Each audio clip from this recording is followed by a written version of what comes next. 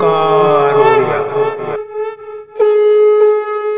नमस्कार फ्रेंड्स, ओंकार ओडिया चैनल रे आपण मानक स्वागत। फ्रेंड्स, जदि कौन सी स्त्री को आपण मागी मागी थकी गले मात्र से आपन को दौ नाहंती, तबे आज क्षुद्र भिडियो रे जो शक्तिशाली तंत्रोक्त जिनसटी को शेयर करूची, यह आपण माने मो कहिबा मुताबक यही स्थान रे केवल लटके दियंतु। मात्र 20 मिनिट मध्य ही से स्त्री रो मन मस्तिष्क इंद्रिय आपण को पई एभली चलचंचल होई उठिबो, से आपण को निमिषक मध्य दवा पई स्थिर करिवो। यही तंत्रोक्त संमोहन प्रक्रियाटी एभली मात्रा शक्तिशाली, जदि कौन सी स्त्री अथवा झील सह आपण पूर्व प्रेम संपर्कित अच्छा, मात्र तंको मनरे आपण काम वासनार भाव को जागृत कर पारना, जद्वारा कि आपण तंको जते प्रपोज कले मध्य से आपणकर कौन सी कथा को रखुना। यही स्वतंत्र तंत्रोक्त संमोहन प्रक्रिया रे ताहा क्षणिकरे संभव हो पारिबो, जदि से आपणकर कॉल मध्य ब्लॉक करथांती, अर्थात जदि आपणकर तंक सब बैकअप हो जाइछि, तेबे आपणकर से समस्या मध्य एहारी माध्यम रे समाधित होई परिबो। आपणकर पुरातन भांगी जाइथिबा संपर्क निमिषक रे जोड़ी होई जिवो। से आपनको कॉल बैक करिवे, व्हाट्सएप रे मेसेज करिवे एवं पूर्ववत आपणकर सह सुसंपर्कित हेबे। एही तंत्रोक्त जिनिस जहाँकि खूब सहज आपण माने याको करि परिबे, से भली कोनसी जटिल सामग्री रो जोगाड़ करिवार आवश्यक नाही, किंबा जटिल मंत्र पाठर मध्य आवश्यक नहीं। भिडियोटी को शेष पर्यंत ध्यान सहकार देखंतु। केउ तंत्रोक्त जिनस कथा मु कहूची एवं ताकू केउ स्थान रे आपण लटकी केवल आसीबे एवं यार चमत्कार को आपण मन लक्ष्य करिवे। ध्यान सहकारे शेष पर्यंत भिडियो रे मो सह रुहंतु। चैनल को प्रथम बार आस्तिले एही भली कंटेंट रे आपण को रुचि रहउतिले, चैनल करे थिबा लाल कलर रो सब्सक्राइब बटन को क्लिक करी बेल आइकन को क्लिक करी एवं ऑल नोटिफिकेशन पर क्लिक करी चैनल टी को सब्सक्राइब कर नियंतु, जेभली कि आमे जेतल मध्य आपण मानक सेबारे एही भली तंत्र मंत्र वीडियो अपलोड करिवु, तार सर्वप्रथम नोटिफिकेशन आपण पाखरे पहुंची एवं से सब को आपण माने सर्वदूर देखि करी किछि ज्ञान आहरण करि परिबे। तबे फ्रेंड्स, एबेस नजर पकबा एक शक्तिशाली तंत्रोक्त जिनिस, जाकु कि आपण माने सामान्य विधि मते प्रस्तुत करि करी ए निर्दिष्ट स्थान रे केवल लटके देके आसीवा मात्रे ही सेही स्त्री अथवा झियो जहाँ को आपण वशीकरण क्रिया सामिल करचंती, तंकर मन मस्तिष्क इंद्रिय मध्य एभली एक तंत्रोक्त संमोहन शक्ति पहुँची जीव टेलीपैथिक मेसेज जरिया रे, जद्वारा कि से क्षणिक मध्य आपण प्रति चलचंचल हो उठिबे। जहाँ आपण तंकठारु चाहुचंती अन्याय से आपन प्रदान करिवे। आपनकर मुख खोलिबार आवश्यक नाही, जेहेतु आपण ए प्रकार प्रपोज तंको पूर्व करि सारचंती एवं विफल होई सारचंती। से आपनकर दर्शन मात्र के ही आपनकर मन कथा बुझिकरी आपन को प्रदान करिवे। तेबे एही तंत्रोक्त शक्तिशाली संमोहन प्रक्रियाटी को संपादन करिया पई आपन को मात्र सामान्य 2 गोटी जिनसर आवश्यक अछि, जहाँकि आपन खूब सहजरे निजर पाखापाखी मार्केट रु संग्रह करि परिबे खूब कम मूल्य रे। एबे 2 गोटी जिनस सह आपन गोटे धोला रुमाल मध्य संग्रह करिवे एवं गोटे कला मार्कर पेन को संग्रह करिवे। अर्थात ये 4 गोटी जिनस आपण माने प्राथमिक भाव में संग्रह करंतु। गोटे कागजी लेंबू को प्राथमिक पर्यायर आपण संग्रह करिवे, जहाँकि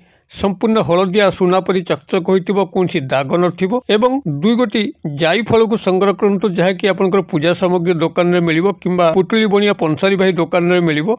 एवं जाटा मु शेयर करथली गोटे धोला रुमाल को संग्रह करिवे एवं गोटे मार्कर पेन को संग्रह करिवे। धोला रुमाल टी आपनकर नुआ होइतिबा दरकार। जदि पुरातन धोला रुमाल आपन पाखे अछि, तेबे ताको सफा करिकरी मध्य आपन एही क्षेत्र रे व्यवहार करि परिबे। तेबे धोला रुमाल भितरे आपनकर कोनसी गार पड़ नथिबा आवश्यक, अर्थात कोनसी प्रिंट होई नथिबो। प्योर धोला कपड़ार रुमाल टी आपन संग्रह करिवे किंबा धोला कपड़ा खंडे मध्य संग्रह कले चलिबो। एही भली भाबरे आपण एतिक सामग्री को जोगाड़ करिकरी जे कोनसी शुक्रवार दिन रात्र समय जेतेबेले आपनकर गृहटी निर्जनतार भरुची, समस्त सदस्य शयन रे रत अछंती, आपण सेति बेले निजर रूम मध्य रे सेही स्त्री अथवा झियंकर गृहटी जेउ दिगरे अछि सेही दिग को मुख करिकरी बसंतु एवं ए समस्त सामग्री को आपनकर सम्मुख रखंतु। अर्थात कला मार्कर पेन, सेही धोला कपड़ा किंबा धोला रुमाल, गोटे दाग नथिबा कागजी लेंबू एवं 2 गोटी जायफल, यहाको आपनकर सामने रखंतु। आपनकर मुखटी को जाटा मु शेयर कली संपृक्त स्त्री अथवा झियंकर गृहटी जेउ दिगरे अछि से दिग को मुख करिकरी बसंतु। वर्तमान से स्त्री अथवा झियंकर ध्यान संपूर्ण भाव लगांतु, जेभली कि तांकर समस्त चित्र आपनकर मानस पटरे खेलिबो। एही समय जेतबे तांकर चित्रटी आपनकर मानस मध्य सुस्पष्ट होउची, सेतिबेले कला मार्कर पेन को बाहर करिकरी आपण से लेंबू उपरे लेंबूर 2 पार्श्व ତାଙ୍କର ନାମଟିକୁ ଲେଖନ୍ତୁ। ଗୋଟିଏ ପାର୍ଶ୍ୱରେ ତାଙ୍କ ଡାକ ନାମକୁ ଲେଖିଲେ ଏବଂ ଅପର ପାର୍ଶ୍ୱରେ ମଧ୍ୟ ସେହି ଡାକ ନାମଟିକୁ ଲେଖିବେ। ଲେଖି ସାରିଲା ପରେ ଗୋଟିଏ ଛୁରୀ ସହାୟତାରେ ତାକୁ ଦିଭାଗ କରିଦିଅନ୍ତୁ, ଅର୍ଥାତ୍ ଦି ଫାଳ କରିଦେବେ, ଯେମିତିକି ପ୍ରତ୍ୟେକ ଫାଳର ପୃଷ୍ଠ ଭାଗରେ ତାଙ୍କର ନାମଟି ଥିବ। ଏହିଭଳି ଭାବରେ ଲେମ୍ବୁଟିକୁ ଦୁଇ ଫାଳ କରିକି ସେହି ଧଳା ରୁମାଲ ଉପରେ ରଖନ୍ତୁ।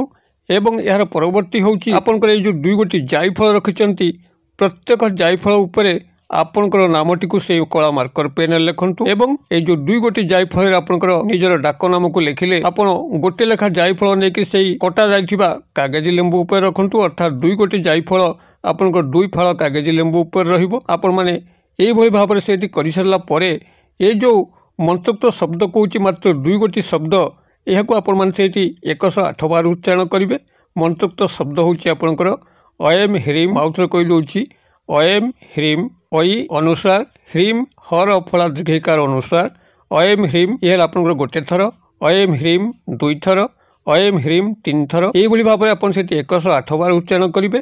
108 ବାର ଉଚ୍ଚାରଣ କରିବା ପାଇଁ ଯେକୌଣସି ଗଣନ ସାମଗ୍ରୀ ଆପଣ ବ୍ୟବହାର କରିପାରିବେ। ଯେତେବେଳେ ଆପଣଙ୍କର 108 ବାର ସେଠି ଉଚ୍ଚାରିତ ହୋଇଯାଉଛି, ଆପଣ ଏ ସମସ୍ତ ଯାହା ଆପଣଙ୍କ ସେଇ ଧଳା ରୁମାଲରେ ଅଛି, ଅର୍ଥାତ୍ ଦୁଇ ଫାଳ କାଗଜି ଲେମ୍ବୁ ଏବଂ ତାପରେ ଗୋଟେ ଗୋଟେ ଜାଇଫଳ, ଏ ସମସ୍ତକୁ ଆପଣମାନେ ଗୋଟେ ଭଲ ଭାବରେ ପୁଟୁଳା କରିଦିଅନ୍ତୁ ଏବଂ ଆପଣଙ୍କର ନିଜର ମସ୍ତକ ଉପରେ ଦକ୍ଷିଣାବର୍ତ୍ତ ଭାବରେ ଆପଣ ସେଠି 7 ଥର ବୁଲାନ୍ତୁ।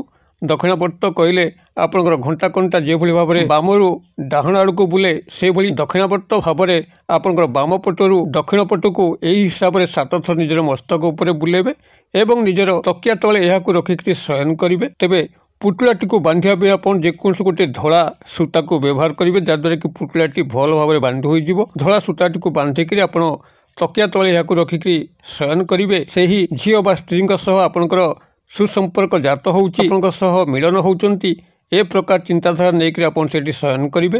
ଏବଂ ତା ପରଦିନ ପ୍ରତ୍ୟୁଷରୁ ପ୍ରଭାତ ସମୟରୁ ଆପଣ ଦାନ୍ତ ନ ଘଷିକିରି ମୁଖ ନ ଧୋଇକିରି ଖାଲି ପାଦରେ ଚାଲି ଚାଲି ଯାଇକରି ଆପଣଙ୍କର ଗୃହ ପାଖାପାଖି କୌଣସି ବରଗଛ ଯେଉଁ ଓହଳ ଅଛି ଆପଣଙ୍କର, ସେ ବରଗଛ ଓହଳରେ ଏଇ ପୁଟୁଳାଟିକୁ ନେଇକରି ବାନ୍ଧି ଦେଇକି ଏକମୁହାଁ ହେଇକରି ଘରକୁ ଫେରିବେ। ଅର୍ଥାତ୍ ଆପଣ ବାନ୍ଧି ସାରିଲା ପରେ ପୁନର୍ବାର ଆଉ ପଛକୁ ଫେରିକି ଚାହିଁବେ ନାହିଁ।